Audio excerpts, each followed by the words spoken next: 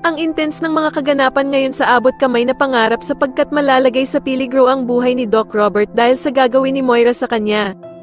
Dito nga ay biglang magbabago ang isip ni Moira at sa sobrang kasamaan nga nito ay maging si Doc Robert nga ay ipapautos na din ito sa mga tauhan niya. Samantala ay wala ngang kaalam-alam si Doc Robert na ang bruhang si Moira ang may pakana ng lahat at dito nga ay magaganap na ang pagpapalitan nila Doc Robert at Balahaja. Pero dahil naman sa wala talagang tiwala ang kapatid niyang si Giselle sa mag-inang Moira at Zoe, ay palihim na susundan nito si Doc Robert. Maging si Annalyn nga ay palihim na susunod din sa ama niyang si Doc Robert dahil sa natatakot nga ito na baka daw kung anong mangyari sa ama niya.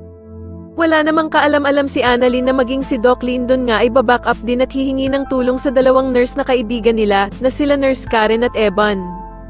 Samantala ay talagang paiiralin pa din ni Moira ang kasamaan niya at dito nga ay maiisipan niyang takutin at paglaruan itong si Doc Robert.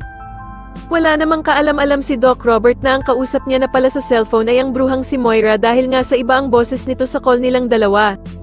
Dito nga ay sasabihin niya kay Doc Robert na parang nagbago na nga daw ang isip niya at balak na lamang daw niyang patayin ang ama niyang si Lolo Pepe at parang gusto na din nga daw niyang isabay si Doc Robert. Laking gulat nga ni Doc Robert nang makita niya ang laser ng baril ng tauhan ni Moira na nakatapat na sa kanyang katawan. Sa kabilang banda naman ng makauwi naman si Doc Carlos ay bigla niyang makikita ang kotse ng anak niyang si Harry, kaya naman ay agad na magtataka ito kung ano ang ginagawa ng kanyang anak sa bahay nila. Wala namang kaalam-alam si Doc Carlos na nakatitig na pala sa kanya si Lynette sa gilid subalit hindi nga ito makasigaw dahil sa nakabantay sa kanya ang mga clown na tauhan ng bruhang si Moira.